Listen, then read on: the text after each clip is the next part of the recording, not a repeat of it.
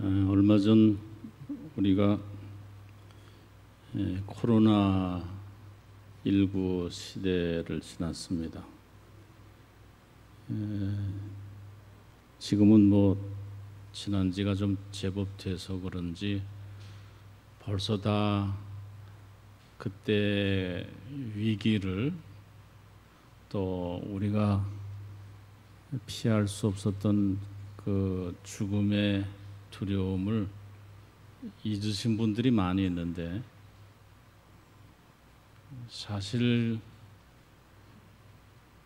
그 시기를 지나면서 우리가 깨달은 것이 하나 있어요. 그게 뭐냐면, 이거 우리가 타고 가는 배가 그렇게 안전하지가 않구나. 우리는 상당히 안전한 줄 알고 인생을 살았는데, 그때를 지나면서 깨닫게 된 것은 정말 불안한 것이 인생이구나. 언제 어떻게 될지 모르는 것이 인생이구나 하는 것을 알게 됐고요. 그래서 사실은 그때를 기억하는 분들은 아직도 뭔가 우리 속 깊이 남아있는 두려움, 불안, 이런 것들을 완전히 떨쳐버리지 못하고 살아가고 있는 것이 사실입니다.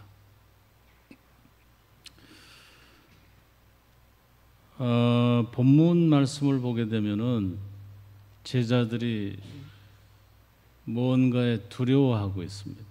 굉장히 두려워하고 있어요. 그 제자들의 두려움, 왜, 무엇을 두려워했나? 그리고 제자들은 그 두려움을 어떻게 극복했나?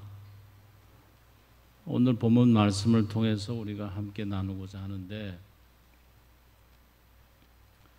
사실은 이 제자들이 두려워하는 그 두려움을 우리도 가지고 있어요. 똑같아요.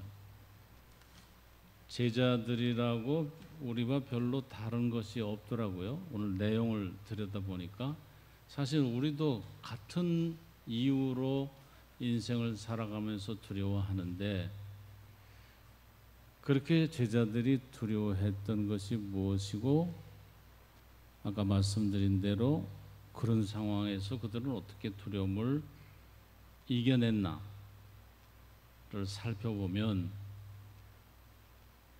지금 우리가 두려워하는 것들을 우리도 극복할 수 있고 그 두려움에서부터 헤어나올 수 있겠다, 그런 생각을 가져봅니다. 자, 제자들이 두려워하는 것은 무엇이었나? 그걸 우리가 이제 살펴보고자 하는데요. 아까 말씀드렸다시피 제자들이 두려워했던 걸 우리도 두려워하고 있다는 것을 염두에 두시면서 하나씩 살펴보면 좋겠습니다. 뭘 두려워했나? 16절, 17절 말씀 보니까 저물매 제자들이 바다에 내려가서 배를 타고 바다를 건너 가버나움으로 가는데 이미 어두웠고 그랬습니다. 시기가 어떤 시기냐면 저물었을 때, 또 이미 어두웠을 때입니다. 그러니까 앞이 잘 보이지 않는 어두운 때에 이 사건이 벌어졌는데, 그 어두움이 잘 보이지 않는 것이 제자들이 두려워한 첫 번째 이유였다, 그런 얘기죠. 앞으로 일어날 일을 모르기 때문에 두려워하는 것입니다. 앞으로 어떤 일이 일어날지를 예측할 수 있고 훤히 꿰뚫고 있다면 우리는 그렇게 두려워하지 않습니다. 여러분은 어떻게 생각하세요? 귀신이 낮에 나와서 돌아다닌다, 별로 두렵지 않아요.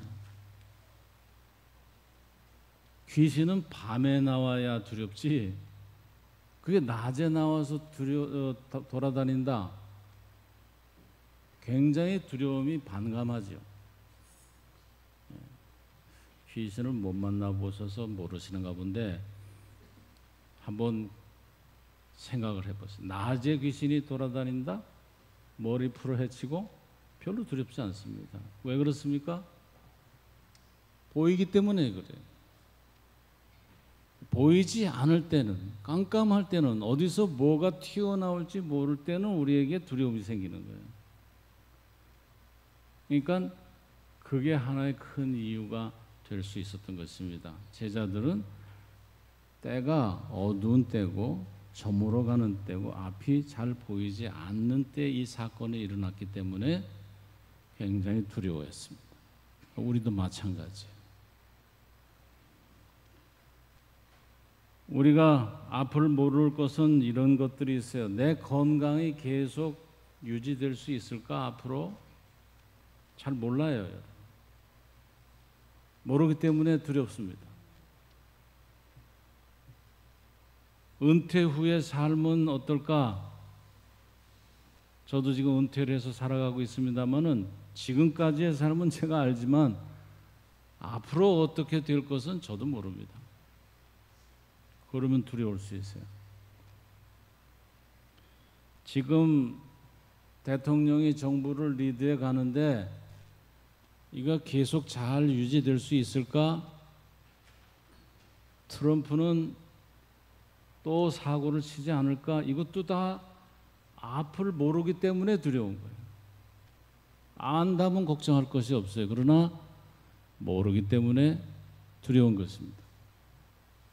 내 인생에 전혀 예측지 못했던 돌발 변수가 앞에 도사리고 있으면 어떻게 하나, 이게 두려운 것이죠. 알면은 걱정할 게 없다니까요. 여러분 그렇지 않습니까? 앞날을 들여다보고 있는데, 예측하는데 걱정할 게 뭐 있겠어요? 설령 나쁜 상황이 앞에 닥친다 할지라도 알고 있으면은 대처할 수 있잖아요. 그러니까 두렵지 않거든요. 그러나 모르면 두려운, 모르면 두려운. 우리가 사도 바울에게서 배울 점이 참 많이 있는데 그 중에 하나가 뭐냐면 사도행전 20장 22절 보면은 사도 바울이 이제 예루살렘으로 올라가기 전에 믿음의 형제들과 함께 얘기하면서 하는 말이, 내가 이제 성령에 매여서 예루살렘으로 올라가긴 올라가는데 거기서 무슨 일을 당하는지는 전혀 모른다. 바울이 얘기해요. 예루살렘 올라가긴 올라가는데 거기 올라가서 무슨 일을 당하는지는 전혀 내가 예측을 못한다. 그런데도 올라갔어요. 우리 같으면 무슨 일이 벌어질지 모르면은 올라가는 것이 주저되고 올라가지 않을 수도 있는데 사도 바울은 그렇게 하질 않았어요. 올라갔어요. 담대하게 올라갔어요. 도대체 사도 바울에게 뭐가 있었길래 그랬을까? 우리와 달리 앞에서 벌어질 일이 무엇인지 모르는데도 과감하게 예루살렘으로 올라갈 수 있었던 이유는 뭘까? 궁금하지 않습니까? 그걸 이제 우리가 뒤에서 살펴보려고 합니다. 여하튼 앞으로 어떤 일이 일어날지 모르면 두려운 거예요. 그건 사실입니다. 두 번째로는 18절 말씀 보세요. 큰 바람이 불어 파도가 일어나더라 그랬습니다. 큰 바람이 불어 파도가 일어나서 두려웠어요. 그 왜 그랬습니까? 배가 뒤집힐까 봐. 파도가 일지 않으면 배가 정상적으로 가니까 두려울 게 없는데 파도가 일어나니까 배가 뒤집힐 수 있잖아요. 그러니까 두려운 거죠. 이건 다른 말로 얘기하면 인생에 실패할까 봐 두려운 거예요. 우리도 인생이 뒤집힐까 봐, 잘못될까 봐, 넘어질까 봐, 실패할까 봐 두려운 거예요. 그런 거 없으면 두려울 것 없죠. 평탄할 것 같으면 앞으로 내 인생에 파도 같은 것은 없다 싶으면 두려울 것 없습니다. 그러나 파도가 치는 것이 현실이니까 두려운 거예요. 왜? 뒤집힐까 봐, 실패할까 봐. 사실 실패할까 봐 두려움은 배를 띄울 수조차 없는데, 그러나 그럼에도 불구하고 우리는 실패하는 것이 두려워.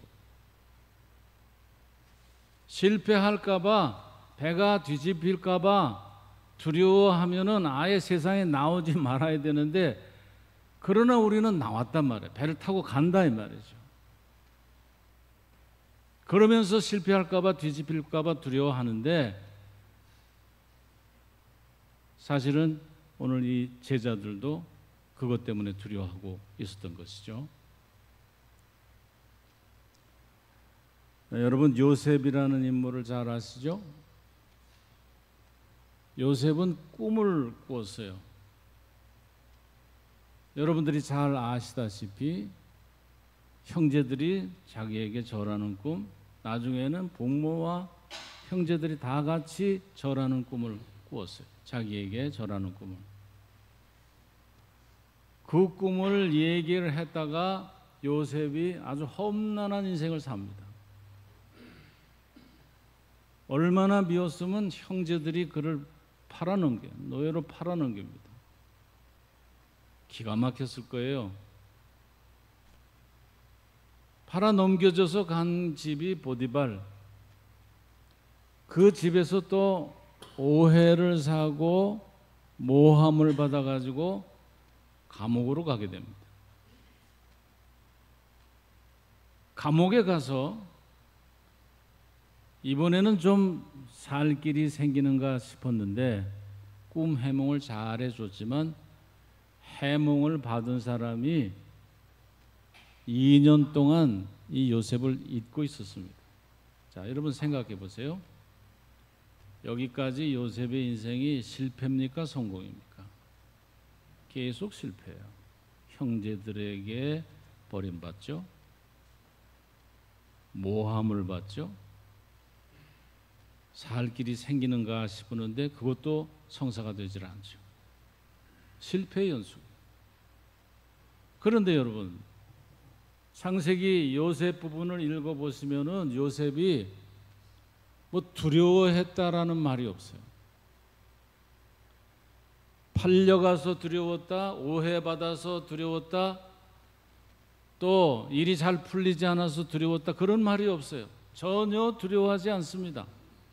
실패의 연속인데도 불구하고 요셉은 한 번도 두려워한 적이 없어요. 이거 어떻게 이게 가능할까? 우리 같으면은 그렇게 계속 실패하면 두려울 텐데, 그래서 아무것도 하지 못했을 텐데 요셉은 어떻게 한 번도 두렵다는 말을 하지 않고 그대로 자기 인생을 살고 결국에는 애굽의 총리까지 될 수 있었을까? 신기하지 않습니까? 그 이유가 뭘까? 세 번째로 오늘 제자들이 두려워한 것은 19절 말씀에서 볼 수 있어요. 제자들이 노를 저어 10여리쯤 가다가 예수께서 바다 위로 걸어 배에 가까이 오심을 보고 두려워하거늘 그랬습니다. 제자들이 깜짝 놀랐어요. 지금 파도 때문에 두렵고 어두움 때문에 두려운데 진짜 두려운 게 생겼어요. 그게 뭐냐면 바다 위로 무엇이 걸어오는데 사람 같기도 한데 이게 정체를 알 수가 없어요. 그런데 바다 위를 걸어오거든. 그러면서 오늘 두려워했다 그랬어요. 제일 두려웠을 것입니다. 왜 그랬을까요? 제자들은 그 정체 모를 존재가 능력을 가지고 바다 위를 걸어오는데 그에 비해서 자기들은 너무나도 약한 거예요. 그 존재가 자기들에게 호의적일지 적대적일지 모르는 상황에서 자기들은 그 존재가 만약 적대적일 경우에는 대적할 힘이 없는 약한 존재라는 사실 때문에 아무것도 할 수 있는 것이 없다는 것을 알았기 때문에 두려워했던 것입니다. 까짓 바다 위로 누가 걸어오든 어떻든 나는 그보다 힘이 세다, 얼마든지 제압할 수 있는 능력이 있다 생각하면 두려울 게 없어요. 그러나 그렇지 못했기 때문에 두려워. 말하자면 우리가 약하기 때문에 두려워하거든. 어떤 상황을 만났을 때 그것을 헤치고 나갈 수 있는 힘, 능력 이런 것이 없기 때문에 우리는 두려운 마음을 갖습니다.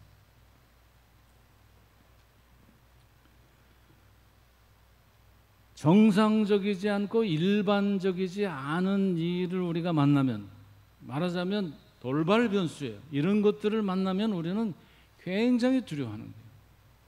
코로나19 같은 것이 그런 거죠. 생각이나 했겠습니까 우리가?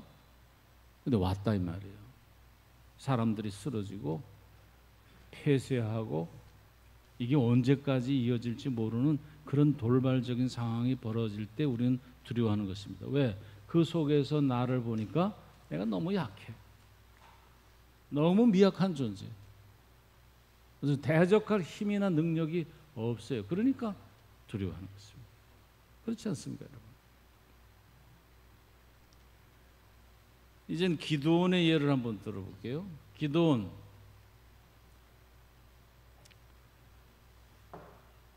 하나님께서 그에게 나타나셔, 사자를 보내서 나타나셔서 말씀을 전해주시기 전에 기드온의 첫 장면이 뭐냐면, 당시 미디안의 압력을 받고 미디안의 속국이 되어서 어려운 때를 지날 때거든요, 이스라엘이. 그러니까 타작을 하는데 포도주 틀에다가 해야 되는데 그러질 못해요. 사람들에게 들키지 않으려고 꼼수를 부리는 거예요. 숨어서 잘 눈치채지 못하도록. 사자가 얘기합니다. 큰 용사여, 여호와께서 너와 함께 계시도다. 대단한 말씀. 여호와의 사자가 기드온에게 직접 얘기를 했어요. 큰 용사여, 여호와께서 너와 함께 하시도다. 그런데 기드온은 나의 집은 므낫세 중에 극히 약하고 나는 내 아버지 집에서 가장 작은 자니이다. 아유, 그런 말씀하지 마세요. 저는 힘이 없습니다. 능력 없습니다. 내가 무슨 큰 용사라고 그런 말씀을 하십니까? 그렇게 얘기를 합니다. 하나님이 그래도 글을 쓰시겠다고 하니까 그럼 내가 이런 시험을 한번 내겠습니다. 하나님을 시험한 사람이 기드온이에요. 양털 한 뭉치를 가지고 하나님을 시험했는데 이슬이 양털에만 있고 주변 땅은 마르게 해주십시오. 딱 양털에만 이슬이 있고 주변은 마르게 해주십시오. 하나님 그렇게 해주셨어요. 그런데 기드온이 거기서 끝나지 않고 또 한 번 시험을 합니다. 하나님, 이번에 다시 반대로 양털만 마르고 주변은 전부 이슬이 있게 해주십시오.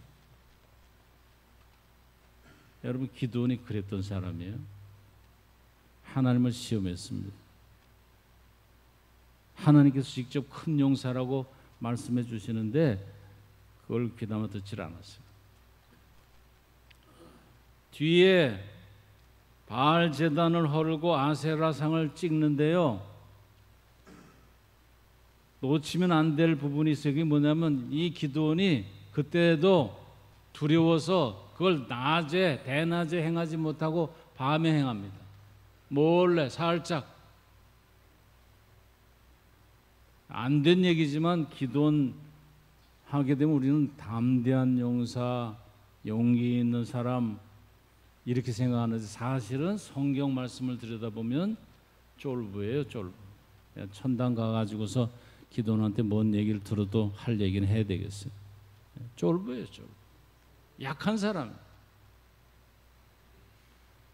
그런데 이 기드온이 어떻게 그 하나님의 역사를 감당해낼 수 있었을까? 스스로도 약하다고 생각하고 실제로도 약한 모습을 보인 기드온이었는데 어떻게 이 기드온이 하나님의 역사를 그렇게 담대하게 행할 수 있었을까? 그 이유는 뭘까? 여러분, 우리가 지금 세 사람을 예로 들어서 찾아봤어요. 바울의 경우, 요셉의 경우, 기드온의 경우. 바울은 앞이 보이지 않는데 나가는 용기가 있었어요. 요셉은 계속 실패하는데도 두려워하지 않았어요. 기드온은 참 약한 존재인데도 불구하고 두려워하지 않았어요. 결국은 하나님 맡겨주신 일을 감당할 수 있었습니다. 어떻게 그게 가능했을까? 이 세 사람에게 공통점이 있어요. 그게 뭐냐면 여러분, 아주 당연한 건데 그들에게 하나님이 있었어요. 아니, 그거 뭐 당연한 거 아니에요. 여러분 잘 들으세요. 바울에게, 요셉에게, 기드온에게 앞이 잘 보이지 않고 실패 계속되지만 또 스스로 약한 존재인 것을 자각하고 있지만 그래도 그들이 하나님의 역사를 감당할 수 있었던 것은, 두려워하지 않을 수 있었던 것은 하나님이 그들에게 계셨기 때문에, 하나님이 그들에게 있었기 때문에 가능했던 거예요. 다른 이유는 하나도 없습니다. 그들에겐 하나님이 있었는데 그 하나님은 책에서 보는 하나님 아니에요. 누가 자기에게 들려준 하나님 아니에요. 실제 삶에서 날마다 순간마다 체험되어지는 하나님. 바로 내 옆에 계셔서 나의 손을 붙잡아 주시고 내 귀에 음성을 들려주시고 내 길을 인도해 주시는 하나님. 날마다 순간마다 경험되어지는 하나님.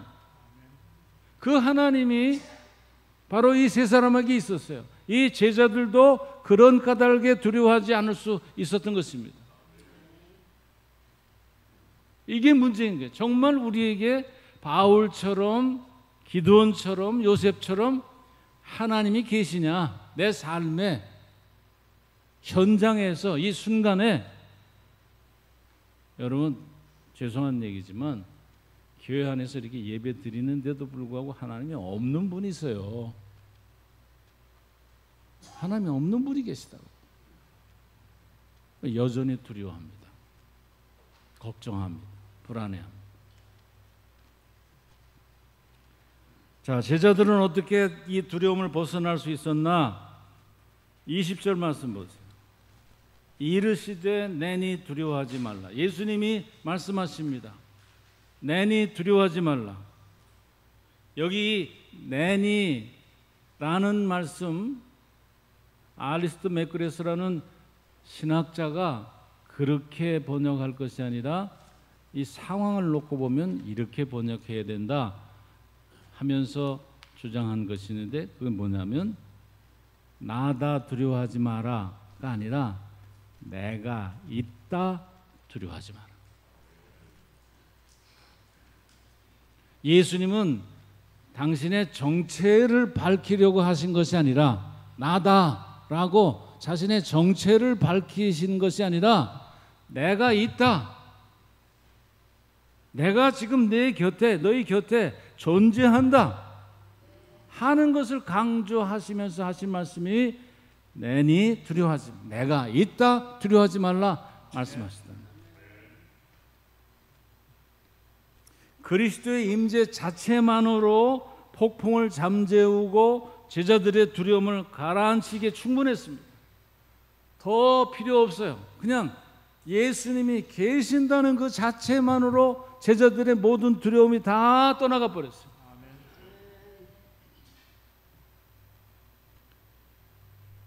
우리의 모든 문제는 예수님이 있으면 아무 문제거리가 될 수 없습니다. 예수님이 안 계신 것이 문제지.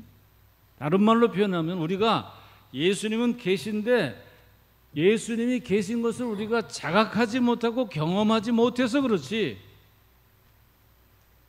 예수님은 우리 곁을 떠나지 않으시겠다고 분명히 말씀하셨으니 약속대로 우리 곁에 계신 것이 분명한데 우리가 그것을 자각하지 못하고 경험하지 못해서 그렇지, 그걸 자각하고 그걸 경험하면 우리는 두려울 것이 하나도 없다 이 말이에요. 실제 제자들 보십시오. 예수님이심을 확인하고 인식하고 정말 예수님이 그 배에 같이 타고 계신다는 것을 경험하고 나자 21절, 이에 기뻐서 배로 영접하니 배는 곧 그들이 가려던 땅에 이르렀더라 그랬습니다. 두려움이 기쁨으로 바뀌었어요. 어떤 두려움도 예수님이 우리와 함께 계신다, 내 곁에 계신다 라는 사실을 경험하는 그 순간 기쁨으로 바뀌게 될 줄로 믿습니다. 반드시 그렇게 돼요. 왜 내가 두려움에 갇혀서 살고 있나? 왜 내게는 기쁨이 없나? 이유는 단 하나예요.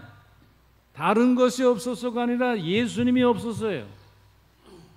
예수 믿는 사람인데도 불구하고 내 삶에 예수님이 실제로 함께 하시는 것을 경험하지 못하니까 그게 문제지, 다른 문제가 아니에요. 돈이 없어서도 아니고 명예가 없어서도 아니고 직위가 없어서도 아니고 무슨 상황이 문제가 아니에요. 어떤 상황에서도 배가 뒤집힐 것 같이 위험한 그런 순간에도 여기 예수님이 계신다, 있다라는 사실만 내가 믿고 경험하면 모든 두려움은 기쁨으로 바뀌게 될 줄로 믿습니다. 보세요. 제자들이 그래서 가려던 땅에 가지 않습니까? 가려고 했던 땅에 가지 않습니다. 그래요, 여러분. 우리도 이 두려움을 예수님 계신 것을 깨닫고 몰아내게 되면 우리가 가고자 하는 땅에 반드시 도착하게 될 줄로 믿습니다. 여전히 두려움에 잡혀 있으면 그게 가능하지 않아요. 그러나 예수님이 나와 함께 하신다, 하나님이 지금 내 곁에 계신다, 나를 보고 계시고 내 손을 잡아 내 길을 인도해 주신다, 이게 확실하게 믿어지고 그게 경험되어지면, 말로 머리로가 아니라 실제 삶에서 경험되어지게 되면 모든 두려움 물러가고 가려고 했던 땅에 다다르게 될 줄로 믿습니다. 바울이, 요셉이, 기드온이 두려워하지 않을 수 있었던 단 한 가지 이유 뭐라고 했습니까? 하나님이 그들에게 있다는 사실 때문이었어요. 바울도 그랬고 요셉도 그랬고 기드온도 그랬어요. 하나님이 계신다, 그게 경험되어지니까 예루살렘에서 무슨 일이 일어날지 모르지만 가는 거예요. 계속 실패되지만 요셉은 두려워하지 않고 그 꿈이 이루어질 것을 믿고 나가는 거예요. 기드온처럼 약하지만 그러나 하나님이 계속해서 계셔서 말씀해 주시고 이렇게 하라 지시하시고 명령하시니 그대로 따르니까 기드온이 물리칠 수 있었던 거예요.